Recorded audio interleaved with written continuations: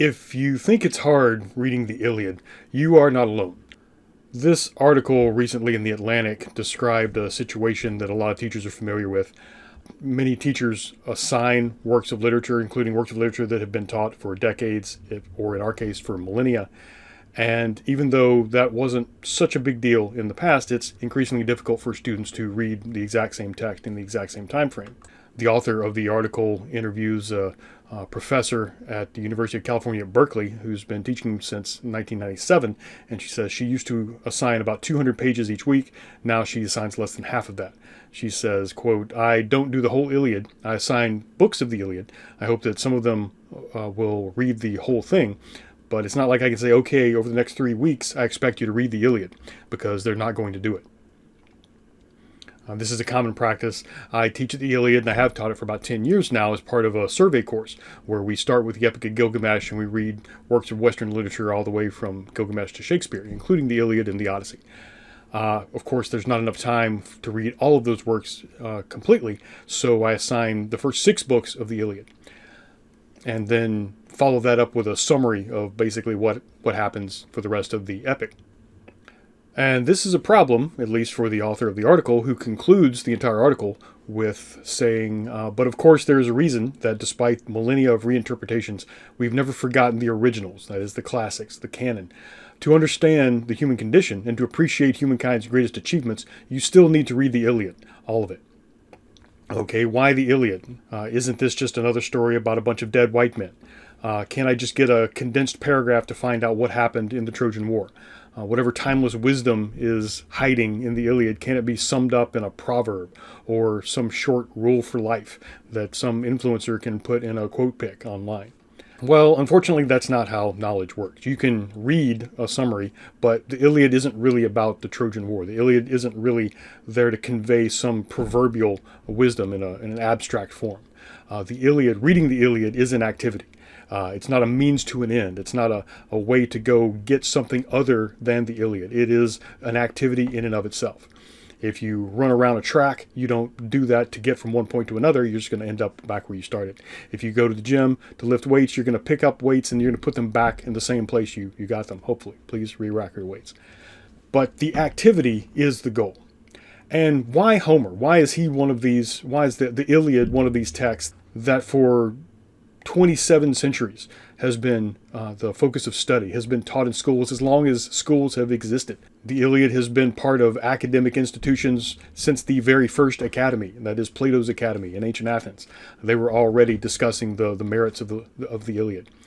What about all the other works of literature from that time to this? What about all the other works of literature that were around at that time? There were other epics in Homer's time and after. What is it about the Iliad and the Odyssey that has made this literature something that some people think other people need to read, need to devote the time and labor in order to engage with? When you first start to read the Iliad, you're probably going to find yourself completely lost. It's like picking up book 6 of a 10-volume anthology, or starting a TV series with episode 6 of season 3. The narrator is going to name a lot of major characters as if you already knew who they were. He's going to refer to past events as if you should already know what happened and why that event mattered. And all of this is in book 1 of the Iliad. And that's because when Homer sat down to sing this epic to an ancient audience of 8th century Greeks, they already knew who these characters were. They already knew their stories. Figuring out what happens is not the point.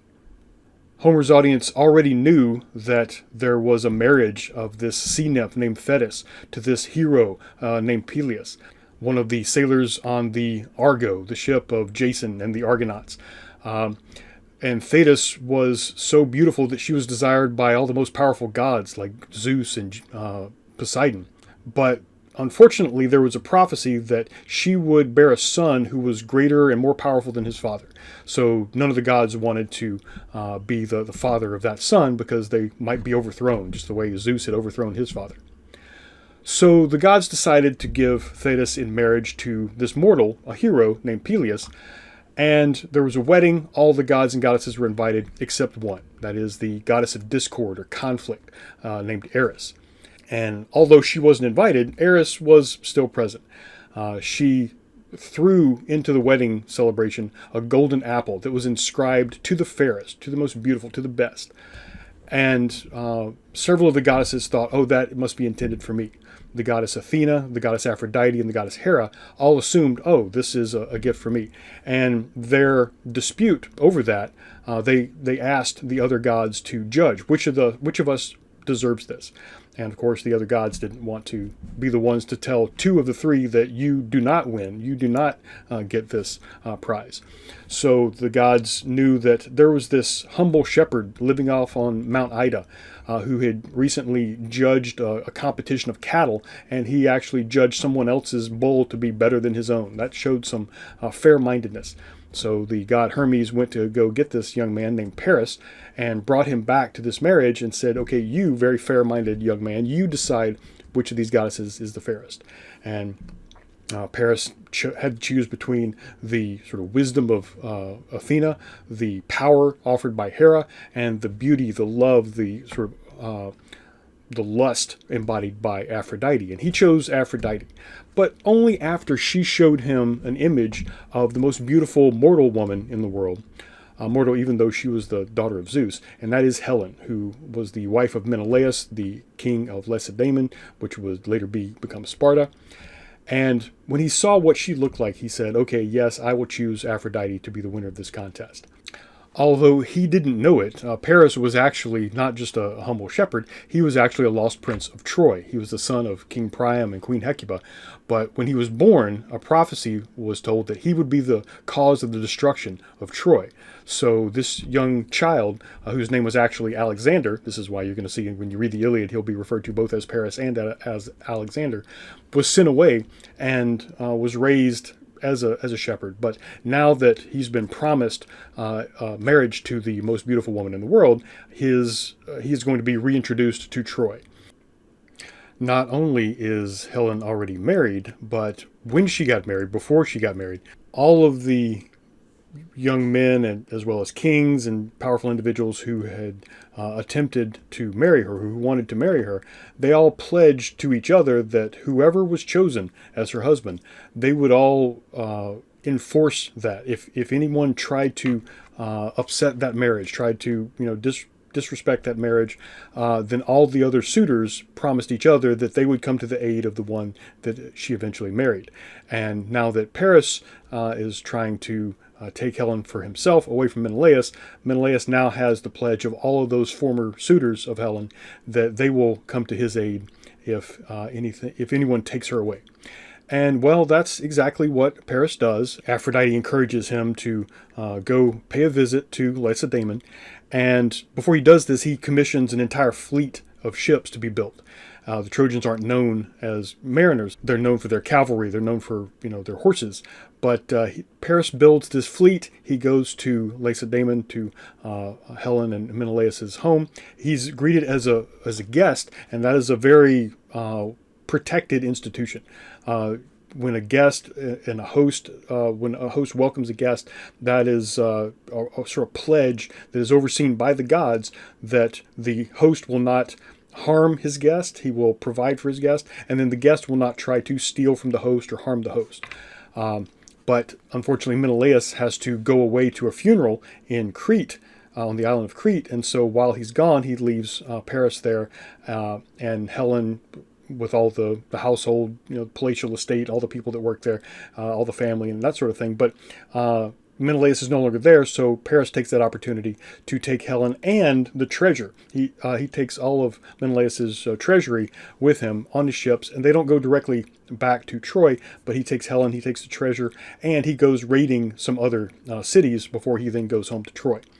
So after this happens, it just so happens not only does Menelaus have the pledge of all these former suitors of Helen, also his brother is the most powerful king in Mycenae. He's the king of the city of Mycenae, which rules over the Mycenaean Empire, all these smaller kingdoms around the islands and the Peloponnese of Greece.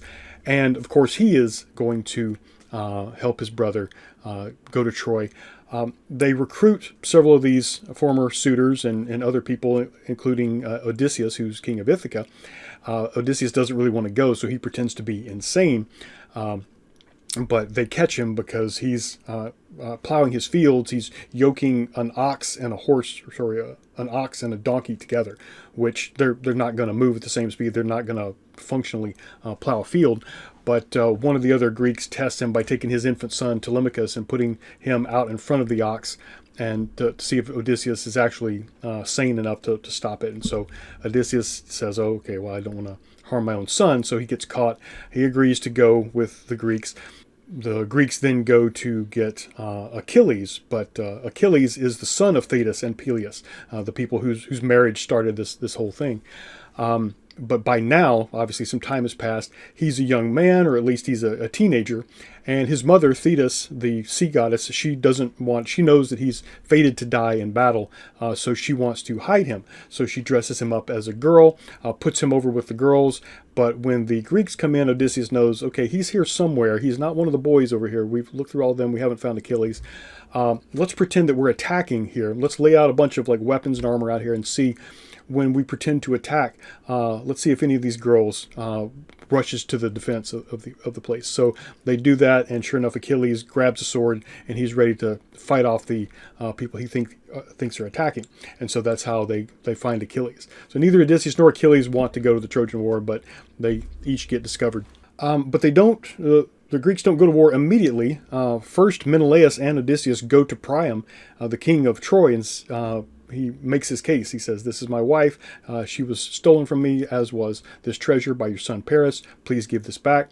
We're going to find out how that went when we read through the Iliad. It's going to be mentioned in a memory of one of the Trojans. But this is one of the questions people have a lot of times. Why didn't the Trojans just give back Helen? Well, we're going to find that out in the Iliad. But when that doesn't work, then the Greeks all collectively muster their ships. They get together and they sail across the Aegean Sea. But before they can sail, the winds aren't going to blow because the King Agamemnon has offended the goddess Artemis, and the only way for him to appease her so that she'll allow the winds to blow again is if he sacrifices his daughter Iphigenia. And eventually he does that. This is how badly he wants to go. But supposedly before she's killed, Iphigenia is rescued by Artemis, the one who demanded her sacrifice in the first place. But all of this and a lot more is common knowledge to the audience of the Iliad. When they would sit down to listen to Homer and then later singers sing this story, they already knew all of this stuff. All of this backstory isn't in the Iliad, or at least it's not the focus of any of the narration of the Iliad, but it is very often referenced in the poem. But it is something that the audience is expected to already know. So Homer isn't going to tell us these stories as if we hadn't already heard them. He may refer back to them. That is from the marriage of Thetis to Peleus, to the abduction of Helen, to the Greeks sailing for Troy. That leads up to the beginning of the Trojan War, but that is still not yet to the beginning of the Iliad. The Iliad doesn't take place in the beginning of the Trojan War. It doesn't take place until the 10th year of the war. The war goes on for 10 years. It covers a period beginning in the 10th year, but it doesn't even go to the end of the war. So the Iliad isn't actually about the Trojan War. It takes place during the Trojan War, but it's not about the war. It starts in the final year of a 10-year war. It ends while the war is still going. It doesn't say anything about the Trojan horse. It doesn't say anything about the death of Paris or Priam or even Achilles. It's not about Achilles. It doesn't start with his birth. It doesn't start with his entrance into the war. It doesn't include most of his most famous battles, such as against the Ethiopian king Memnon or against the Amazon Penthesilea. It doesn't tell the story of his death by an arrow from Paris. Not only that, but Achilles does not even appear in over half of the 24 books of the Iliad. He is absent for 13 of those 24 books. He only fights in 7 of them. Now, obviously, if Homer wanted to tell the story of the Trojan War, he could. If he wanted to tell the story of Achilles, he could. But he doesn't. There's a decision. Why does the Iliad begin and end in the 10th year of the war, telling events that aren't entirely relevant to the larger story? Well, that is a narrative decision, and it's here that we should really distinguish between the words story and narrative. All of the things that we've been talking about, the judgment of Paris, the golden apple, and taking Helen to Troy, all the stuff that's happening with Odysseus and Ajax and Menelaus and Agamemnon. These are all parts of the story of the Trojan War, but there's so much of that story that's outside the Iliad. What the Iliad tells us, that telling, that is a narrative. And the difference between the story and the narrative is we use the phrase, there's always more to the story. That means that when somebody's telling the story, there's a lot of that story that's left out of the telling of it. So the word narrative comes from the verb to narrate. Your narrator is the one who's telling you what the characters are doing, what they're thinking, even what they're saying.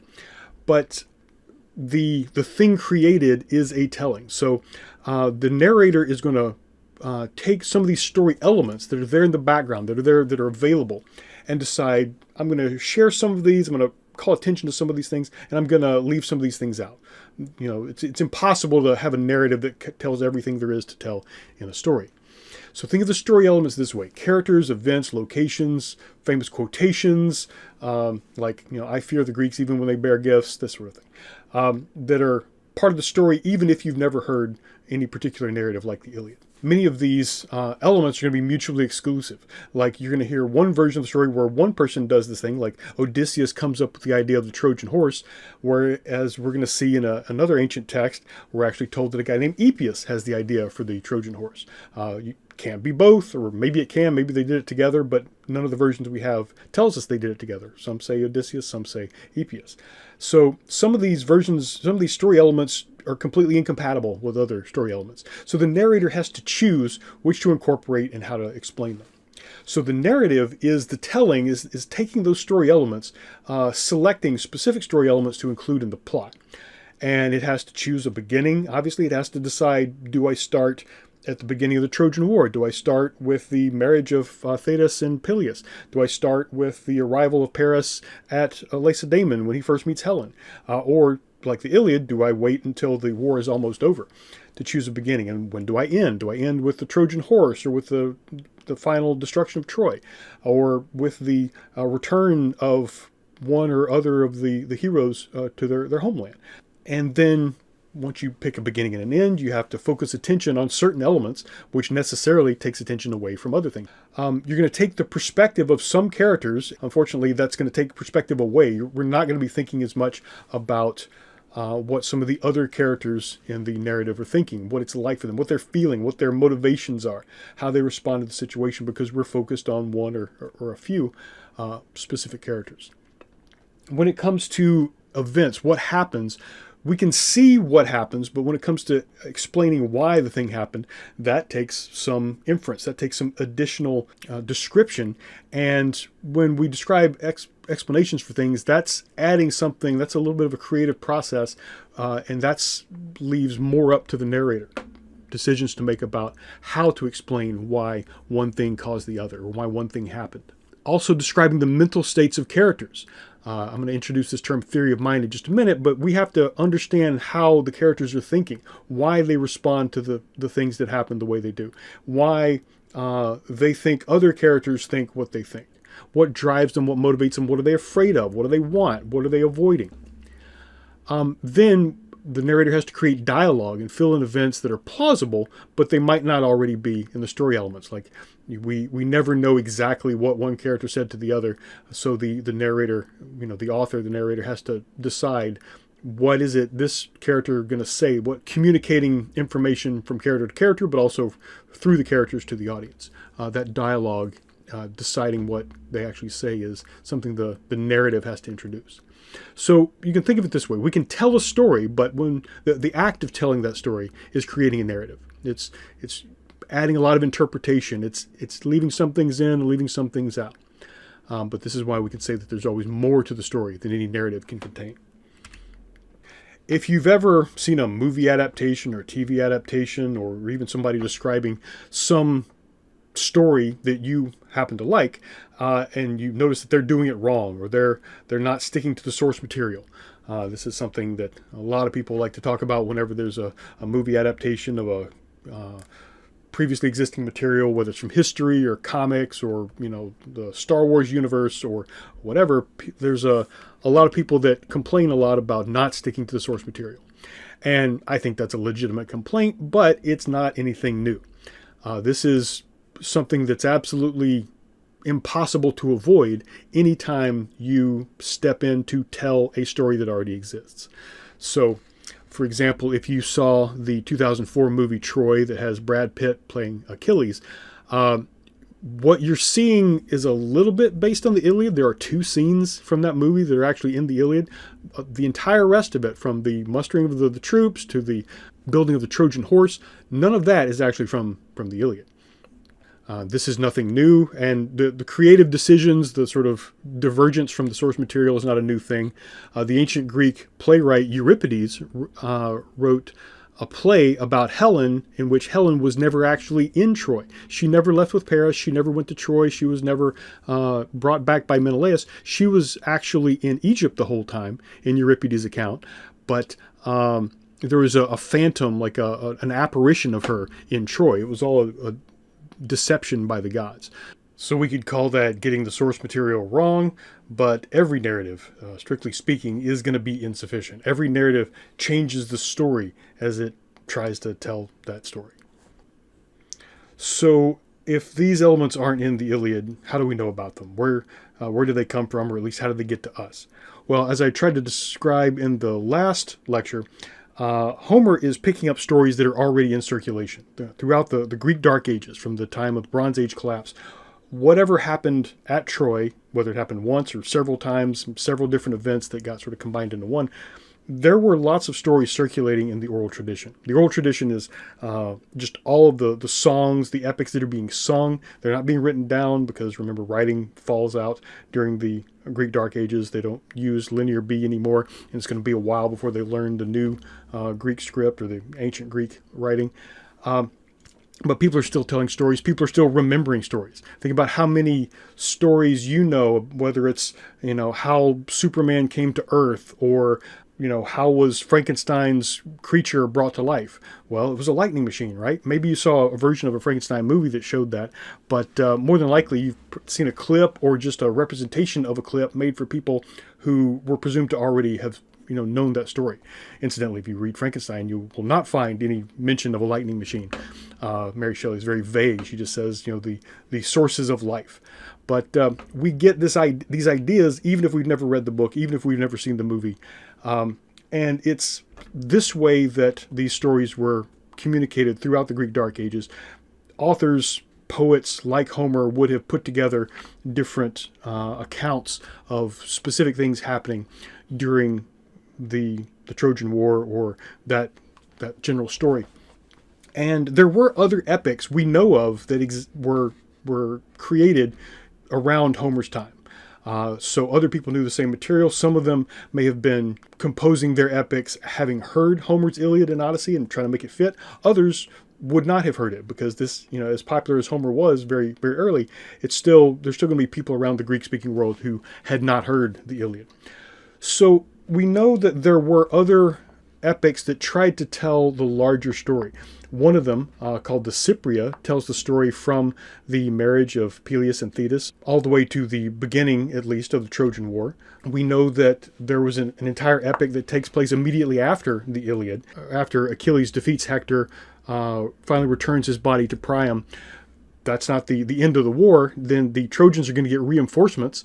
There's an army of Ethiopians led by a guy named Memnon, who Achilles is going to have to fight. There's also an Amazon queen named Penthesilea, who, from what we can tell, Achilles falls in love with, doesn't want to fight, but then has to fight in order to maintain his kleos, his glory.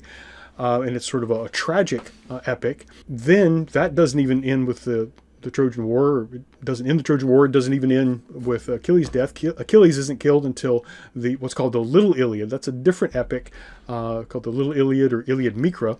And in that one, Achilles is killed by Paris, but all of a sudden his son, Pyrrhus, or Neoptolemus, not to be confused with Paris, his son shows up, and there's a bit of a time distortion here, because wait a second, I thought Achilles was still a very young, or at least middle teenager when he entered the war. That was 10 years before. So how does he already have a son that's old enough to fight in the war?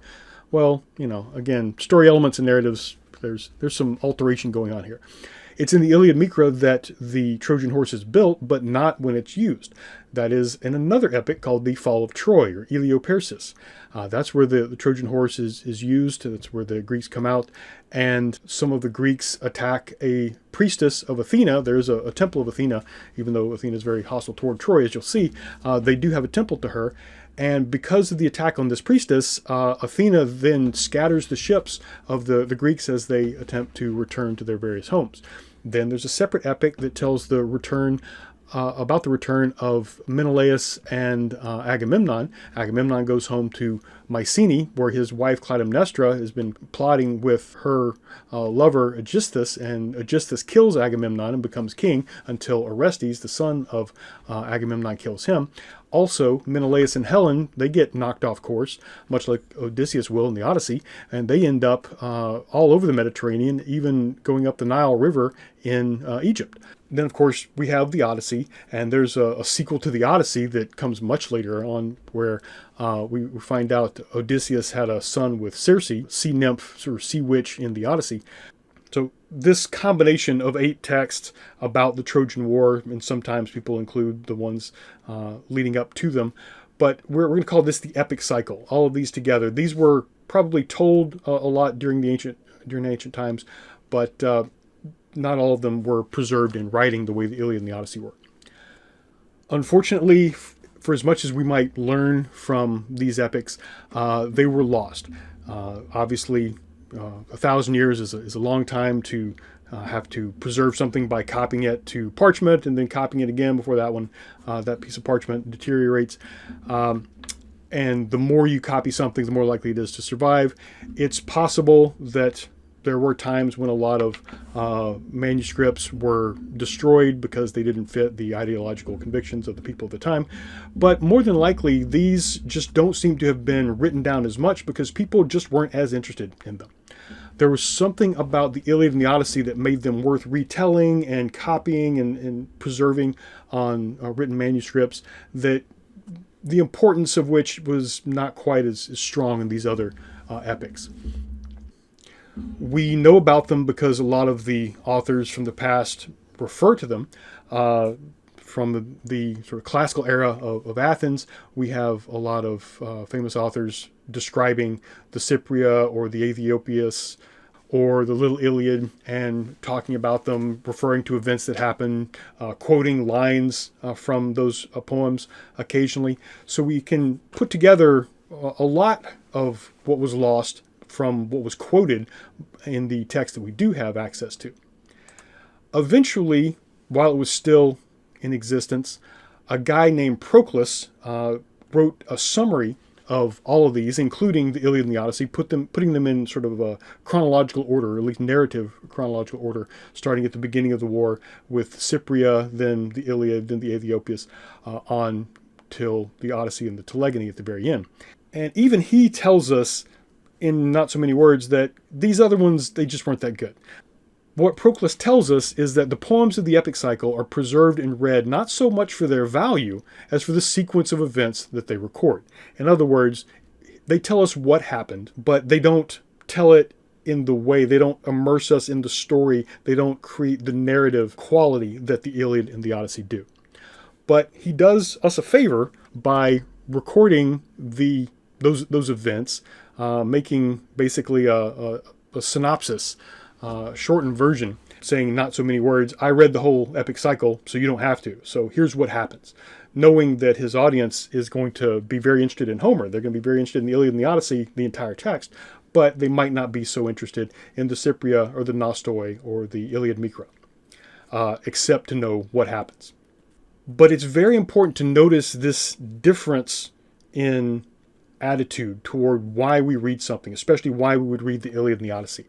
Notice that Proclus is not just telling us what happens in the Iliad and the Odyssey so that we know what happens. He knows that we're going to listen to them or read them anyway, but we want to know what happens in these other ones just so we know where the Iliad and the Odyssey fit within this larger story. This is very different than the most common attitude we have about literature as well as other narrative forms like movies today. Today, we typically go see a movie or we read a book in order to find out what happens. This is maybe 100, 150 years old. It's the kind of thing that makes sense in like a detective novel, going back to Edgar Allan Poe and Murders in the Rue Morgue. People are reading, for the quality to immerse themselves, but also just what happens next, who committed the murder, or, I need to find out how this mystery is solved. I need to find out what's going to happen next. That is a relatively modern attitude, a relatively modern motive. The ancients would not have understood the concept of a spoiler alert or a spoiler in general. They already knew what happened when they began the Iliad, when they began the Odyssey. They knew where this was going to go. They weren't so interested in what happened. They wanted to know how it happened. They wanted to put themselves in the minds of the characters watching things unfold. They wanted this experience, this activity of reading or listening or experiencing the story a piece at a time, not to find out what happens, but to find something else. One of those ancient authors who tells us something about the epic cycle was Aristotle. And like Proclus, in telling us about the epic cycle, he actually tells us Homer was much better than most of the rest of the authors of the epic cycle. In his treatise on poetics, that is not just poetry in terms of like writing short poems that we usually use the word for today, but any kind of, whether it's epic poetry, whether it's tragedy, like performed on stage, or comedy performed on stage, or written. This is all poetry or poetic representation of life in their terms. But Aristotle tells us that in a poetic representation of life, which is narrative in form and employs a single meter, the way a poem would, the plot manifestly ought to, as it does in a tragedy, to be constructed on dramatic principles. There's these other principles other than just putting forth events here. There's some other art that we have to be aware of as we're constructing this. It should have for its subject a single action, an action that is whole and complete. It has a beginning, a middle, and an end. It will thus resemble a living organism in all its unity and produce the pleasure proper to it. Now, if this just seems obvious, it'll become clear why it's necessary to say this out loud when we think about the opposite. He says it will differ in structure from historical compositions, which of necessity present not a single action, but a single period and all that happened within that period, to one person or to many people, little connected together as the events may be. So if we just have like one thing happened, then another thing happened, then another thing happened, that's fine for history, but those things might not make a coherent story, and they're going to be hard to put in narrative form if there's not a causal connection between these things. Just because, as they say in science, correlation does not necessarily mean causation. If one thing isn't causing the other, it just happens at the same time, that might not mean it needs to be in our narrative. But notice he then ends with saying, such is the practice, we may say, of most poets. Most poets are not doing what they're supposed to, having a single action with a beginning, middle, and an end. They are acting more like historians and just cramming in everything that happened around the same time. And according to Aristotle, among those other poets, we can see, are the authors of the other entries in the epic cycle. He stops to praise Homer in particular. Here he says, the transcendent excellence of Homer is manifest. He never attempts to make the whole war of Troy the subject of his poem. Though that war had a beginning and an end, it would have been too vast a theme and not easily embraced in a single view. If, again, he had kept it within modern limits, it must have been overcomplicated by the variety of incidents. Too much happens in the entire Trojan War. As it is, he detaches a single portion and admits as episodes many of the events from the general story of the war, such as the catalog of the ships, which you'll get to in Book 3, and others, thus diversifying the poem. All other poets take a single hero or a single period or an action, single indeed, but with a multiplicity of parts. Thus did the author of the Cypria and of the Little Iliad. So the Cypria, obviously, if it's covering everything from the wedding of Peleus and Thetis to the beginning of the war, there's just too many things happening, each of which has, falls within the category of Trojan War events, but one thing isn't directly connected. The perspective of the characters is different. You're jumping from one place in time to another place in time too much. For this reason, the Iliad and the Odyssey each furnish the subject of one tragedy, or at most of two. And he's not just talking about tragedy in the sense of something bad happening, although we will see the Iliad actually does have a lot in common with the play genre of the dramatic genre of tragedy. The Cypria supplies materials for many different tragedies, and the Little Iliad for 8 different tragedies. The Award of the Arms, Philoctetes, Neoptolemus. The Philoctetes is this one guy who's left out of the Iliad because he's been stuck on an island the whole time, but they're going to have to bring him back because he has to be the one that wields the bow of Heracles and uses that to kill Paris. Neoptolemus, as I mentioned, is the son of Achilles, who somehow is old enough to fight. All of this stuff has to be covered in the Little Iliad in order to, or at least this is what is put within that text, but it's so many different stories, one thing happening after the other, after the other, after the other. But something's different about Homer, according to Aristotle and so many other commentators for over the past 27 centuries. There's something about Homer that doesn't make this mistake. There's something about his focus, about his choices as a generator of a narrative that surpasses the usual way of telling a story. One thing a narrative has to do is to foreground certain elements, usually certain characters. And the word foreground in literature doesn't mean exactly the same thing as it might in film or in drama on stage, but you can see a sort of metaphor here. So imagine filming a battle scene. You could film it from directly above, like you're up in the sky looking straight down the way a sort of board game might look. The way some strategy video games or documentaries about battles might show it. That wouldn't be very intriguing. We don't, as an audience, we want to see some person closer to us. We want to be close to somebody else so we can sort of see what's going on through their perspective, or at least the perspective of someone who is there in the middle of this action. So the foreground, as opposed to the background, is what's closest to you, to the viewer. So if we see a character, we're much more interested in what's going on. If we see a character immediately in front of us, then going into this larger event that's happening in the background. And in the background, the characters are smaller. They're still there. They might be just as important to the overall thing. But we need to know where we are within this larger scene. And that choice has to be made. The cinematographer in a film or the stage director in a drama has to make that decision. Where is the audience going to be standing? From where are they going to view what's happening? In literature, as in these other forms, we foreground characters also by describing them. Just by getting the audience to think about this character, even in literature, if they can't see the character directly, describing the Iliad from Achilles' point of view and describing Achilles himself makes us sort of think about him and his relation to what's going on more than other characters who might just be part of the background. By foregrounding one character, the author forces us to think not only about that character's actions, but the motivations behind those actions. We don't usually see a character do something without thinking, why is he doing that? And to understand that, we have to see that character within this larger perspective and see what's happening around them. Are they responding to what's happening around them? In other words, we're getting inside their minds. So to understand these motivations, we have to understand the motivations that other characters might have in the same situation. There's the character that's foregrounded. There's the other characters they're interacting with. We have to understand the minds of the character in the foreground. We have to understand the minds of the character that a character is interacting with, but that's not enough either. The main character has certain ideas about what the other characters might be thinking that might be wrong.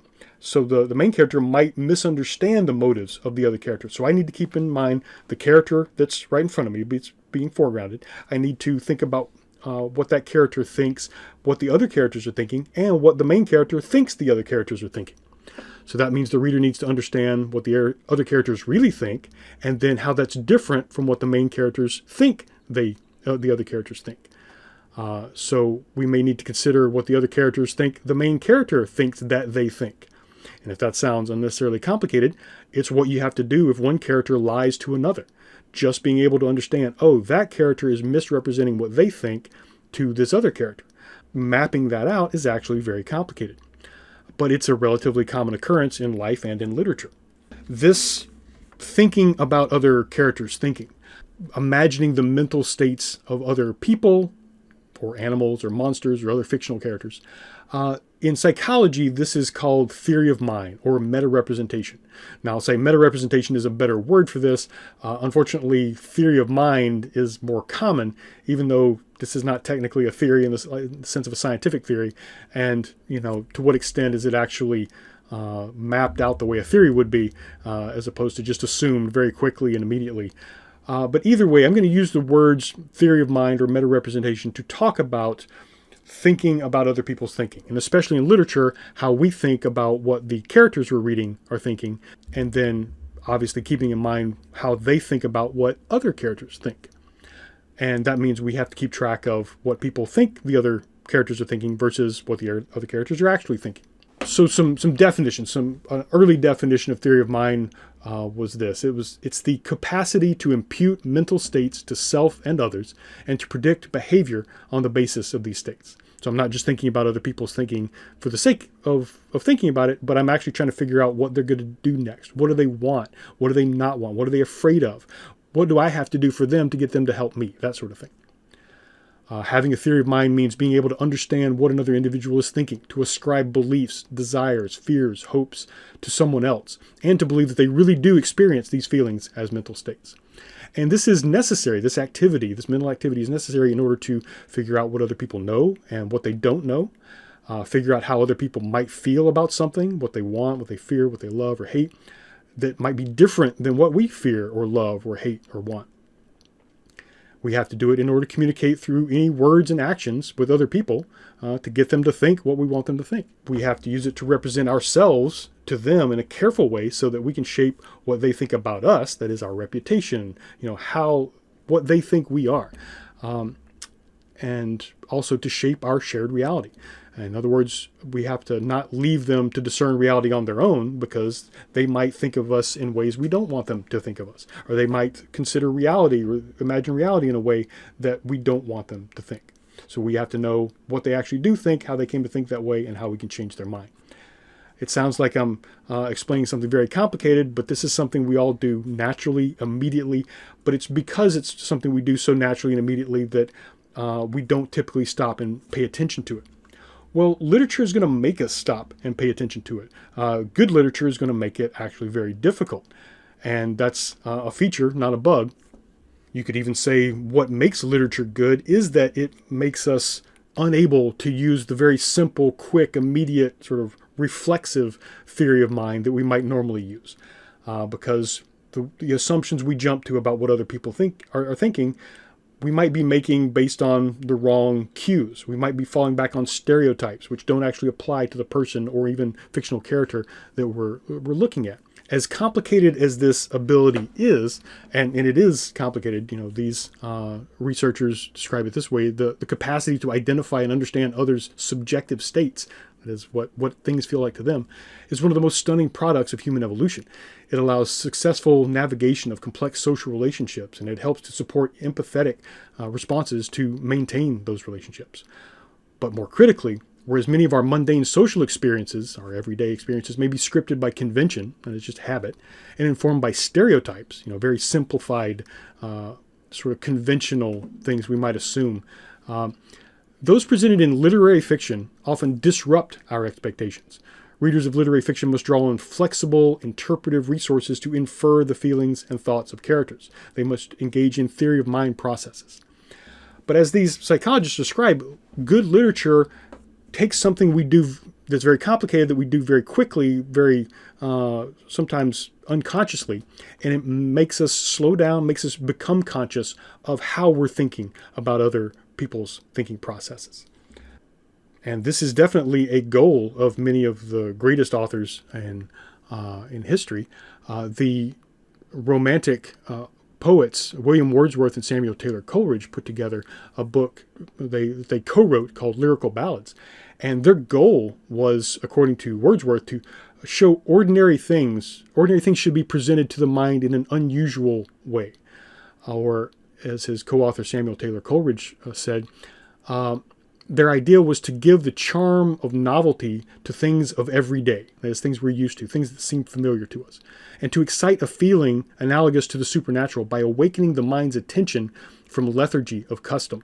So lethargy being, laziness, just sort of, it's very easy to think in stereotypes. It's very easy to follow mental habits. But it takes a lot more actual mental resources to stop and say, hey, I think I know how to solve this problem. I think I know what kind of person I'm dealing with, but what else could there be? What other options, what other possibilities are there? That takes more effort. It requires us to slow down. It is difficult, but that difficulty will be rewarded just like any kind of exercise. It makes us better at discerning the minds of the people around us. About a century after they said that, the Russian formalist literary critic Viktor Shklovsky describes, and this is in translation, but he describes this activity that authors do to make people more conscious, more deliberate in their thinking. He describes this with the Russian term ostranenie, which we can translate close enough as to defamiliarize. That is to take something familiar, and if it's familiar, we don't pay much attention to it, we don't think much about it, but to defamiliarize it. He says it this way: if we start to examine the general laws of perception, we see that as perception becomes habitual, it becomes automatic. In other words, if I'm in this habit, I'm not really thinking about it. I'm not paying attention to it. It's too easy for me to stop and think about. We see an object as though it were enveloped in a sack. So I can't see the object itself. I just see the outline. We know it by its configuration, but we only see a silhouette. So I don't really get the details. Generally, I know what it is, but I don't see the specifics. After we see the object several times, we begin to recognize it. The object is in front of us, and we know about it, but we do not see it. Hence, we cannot say anything significant about it. Art tries to undo this. Art removes objects from the automatism of perception. And so that is deliberately trying to take what we think we already know and say, no, you don't know this as well as you think you do. And that's why one of the things we're going to do when we read the Iliad is stop and look at the decisions, the narrative choices that Homer makes. And I'm hoping you've already seen some of these terms before. These are some literary concepts that I'm hoping you've come across in high school or in other literature classes. But I know that some of these terms get used in a way that is not exactly what we're talking about here. I will be coming back and repeating these definitions as I talk about individual books of the Iliad, but I just wanted to put them all in one slide so you can take a note of them early on. But literary tropes, the word trope doesn't mean what it means when it gets used like at websites like tvtropes.com. What they're calling TV tropes or movie tropes, what they're describing are actually motifs. That is, this kind of thing happens a lot in movies. That is not what a literary trope is. The word trope comes from the word for turning, and it describes a figure of speech that describes something in terms that are typically used to describe something else. They're going to make you think about this one thing, but in different terms. Even though it would be easier to describe it in the terms you're familiar with, making it easy makes it habitual, makes it non-conscious. So to make you conscious of the thing that the narrator is trying to bring to your attention, they have to describe it in different ways or upset your expectations. One way to do this is through a simile. That is where I compare one thing to another thing and I make it clear that this is a comparison. You may have learned in high school English class that a simile is a comparison that uses the words like or as, whereas a metaphor is a comparison that doesn't use like or as. Well, the words like and as aren't the real core difference here. The metaphor is also a comparison like a simile, but you might not notice that it is two different things being compared. It's not going to make explicit that it is a comparison. It might describe one thing as if it actually was part of the same category as this other thing. And this is something we do a lot, sometimes unintentionally. But we want to watch for comparisons and notice that, yes, these two things have something in common, but they are two different things. Another literary trope is metonymy. That's when we describe a part of something as a way to call the whole thing to mind. So Homer is going to do this a lot in what's called a Homeric epithet. That's where he describes somebody by what they're known for, like swift-footed Achilles. Achilles could fight, but he's remembered most because he's the fastest runner. Hector has a whole suit of armor, but he's going to be described as Hector of the glistening helm or shining helm. So yeah, he's got a helmet, but that's not the only piece of armor he's got, but that's the thing that gets referred to a lot. These are epithets. These are sort of metonyms that are attached to the character very often. That is, one part of them is what they're remembered for, although there is more to them than just that one part. Sometimes these epithets are going to be a bit ironic. Swift-footed Achilles is going to be sitting by the ships because he's not fighting for most of the beginning of the Iliad. But he's still described as swift-footed Achilles even when he's just sitting down. The swift ships of the Achaeans, the Greeks, are going to be beached on the shore, so they're not going to be going anywhere. Not only are they not swift, they're not even moving, but they'll still be described as the swift ships. This is typically described as a Homeric epithet. And you could see the irony there, so it's important to recognize irony when we see it.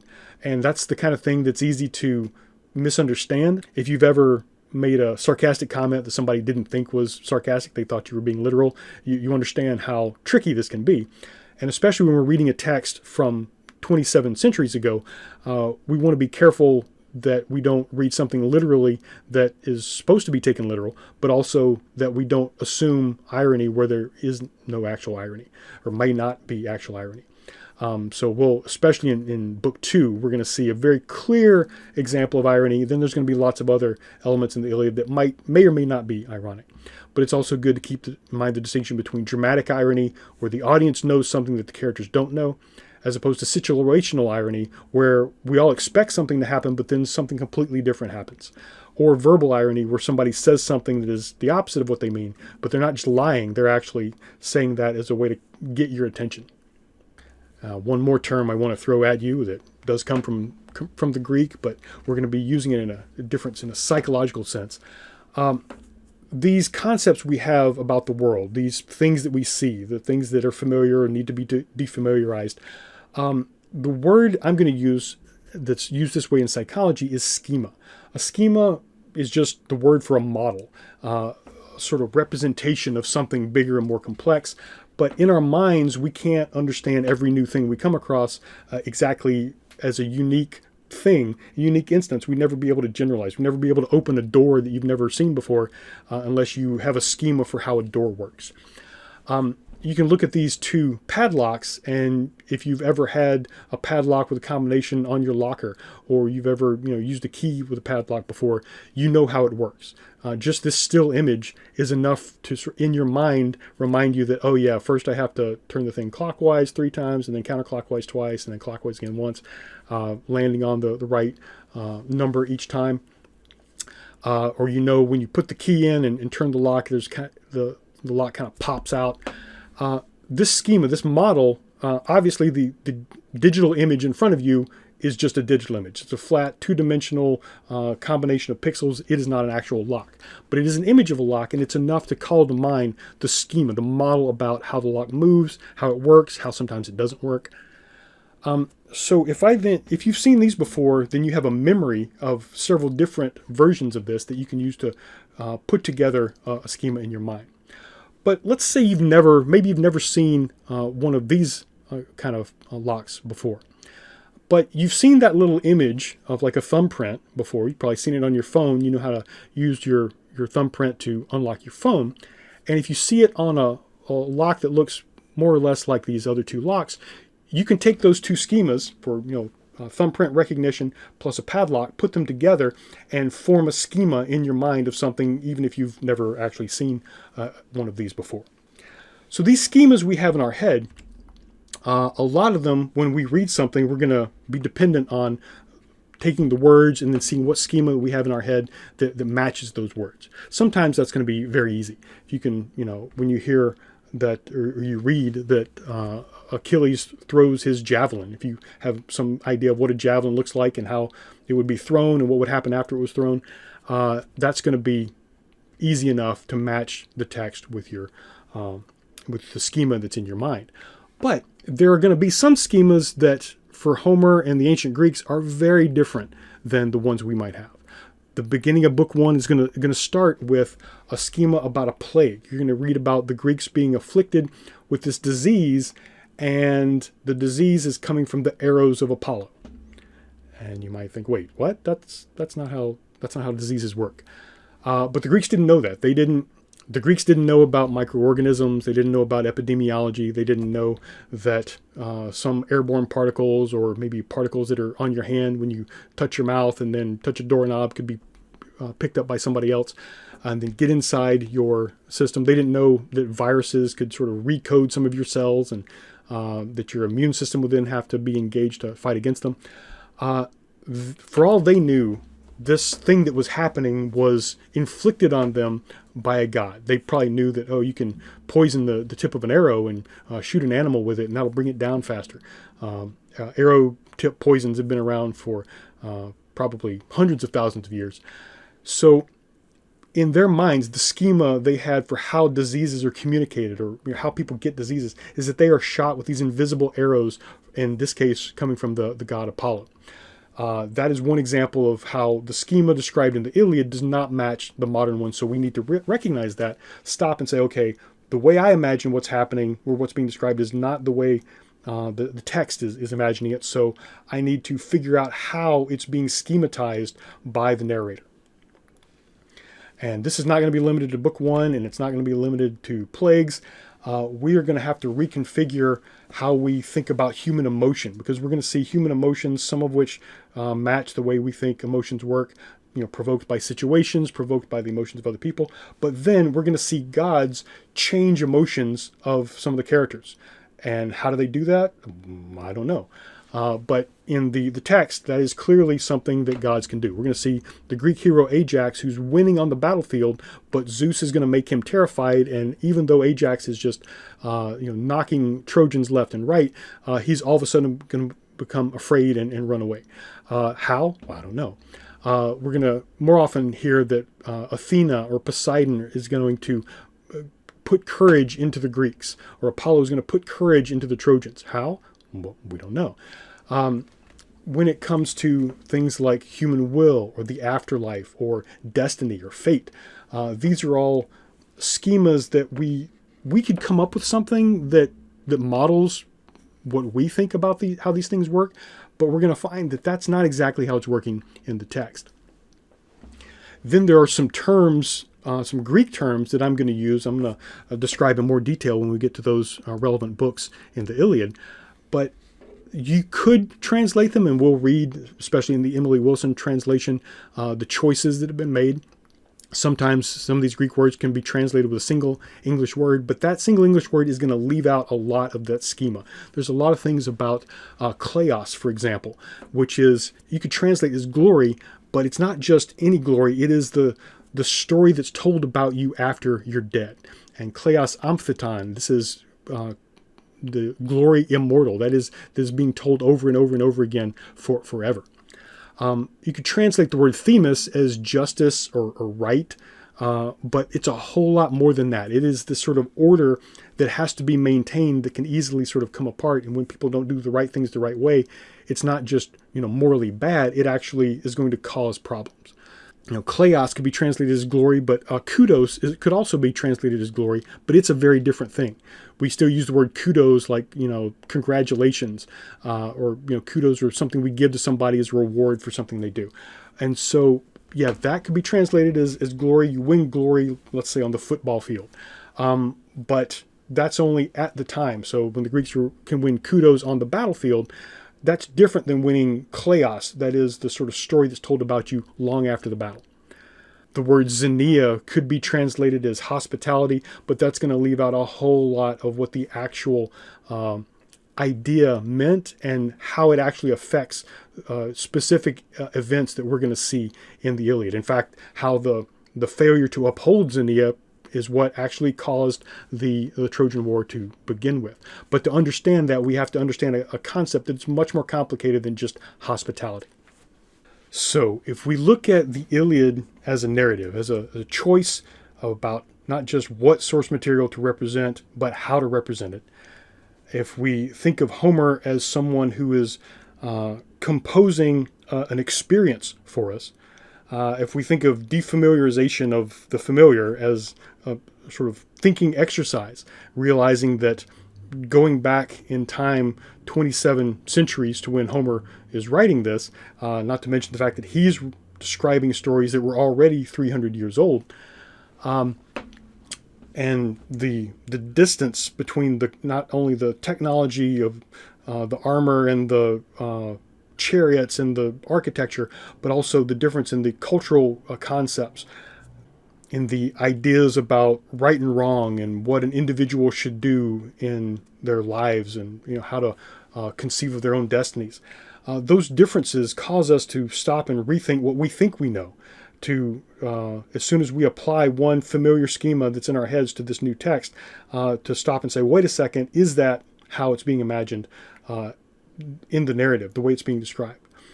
We can start to appreciate some of the deliberate defamiliarization. Homer is going to take a story about this famous hero, Achilles, and a hero who's trying to achieve kleos, that is this immortal glory, and he's going to take us through this experience where we don't just like learn some lesson. We look and see, okay, this hero is not exactly what I thought he was going to be. And the kleos, the glory he wins, is not exactly maybe what he was intending to earn. We're going to think about this more than he actually does within the narrative here. And so if Aristotle is praising Homer for constructing this narrative on dramatic principles, having a single action, whole and complete, to determine where to begin and where to end. What is that? What are those dramatic principles? What is that single action? If the Iliad is not about the Trojan War and it's not about Achilles, what is it about? Well, the first word, at least in the Greek, the original, is going to go a long way to tell us what to look for, how to figure out the unity, the unifying principle here.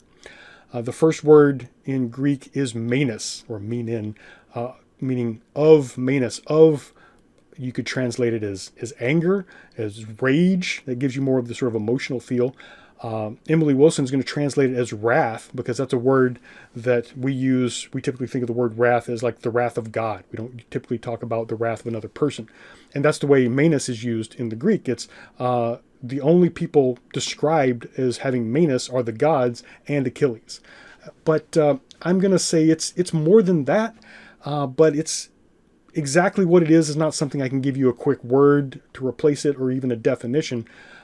It's going to be the kind of thing that operates beyond. It is like, starts with Achilles' anger, but it goes beyond him. It is active even when he's not there. His menos is going to be the thing that is featured in every single book, every single scene of the Iliad, even when Achilles is nowhere to be seen. And it is the thing that Homer clearly is asking his audience to think about critically, to reconsider. He's trying to defamiliarize it. And as a theme, as a point of focus and defamiliarization, it is part of what I'm going to call the Trinity of M's here: menos, metis, and moira. So if menos is this anger that starts to work beyond the mind, beyond the presence of the person who bears that anger, who initiates that anger. Moira is something we can translate as fate, but it's not the kind of fate we typically think of, like these things that are going to happen and they've been set up ahead of time and there's nothing you can do to stop it. It's just naturally going to happen. That's not exactly what moira is, but it is, what happens to you and how you respond to it. Menos is how Achilles responds to his moira, but there is an alternative here, and that is metis. The second to last book of the Iliad is going to be entirely focused on metis. It's a book that most people ask, why is this even here? It's about a bunch of games in the middle of this larger war. But we're going to see King Nestor is going to tell his son, explain metis to his son, and it's going to be like an alternative, another way to respond to a difficult fate, a difficult course to plot. And it's really going to be the feature of the Odyssey, because just as menos is the key feature, the sort of key characteristic of Achilles, Odysseus is defined by metis. He is polymetis. He is the man of much metis. How do I translate that? You'll see it translated sometime as wisdom or wit or strategy or guile or craftiness or cunning. But it's all of those things, but it's more complicated than that. All three of these schema, we can't just sort of find a definition for. We're going to have to see them in action to understand them. And this is why I think the Iliad is still relevant today. It's not for what it tells us about the Trojan War. It's not even for some timeless wisdom or some moral lesson that was venerated by ancient people. It's the thinking, the questioning that it provokes when we step outside our normal way of thinking, when we realize that our conventional 21st century assumptions about individual achievement or a hero's journey or something like that is not all there is. It's more complicated than that. So in this series of lectures, I'm going to go through the Iliad book by book, not to simplify them, not to synopsize them, not to say, let me take this thing that's complicated and make it easy and simple for you. I'm going to do just the opposite. I'm not going to describe the Iliad in familiar terms. I'm going to show you why familiar terms don't apply, and you're going to have to do the rest. You're going to have to figure out, how do I schematize this thing that I think I thought I knew, but is actually much more than what I thought.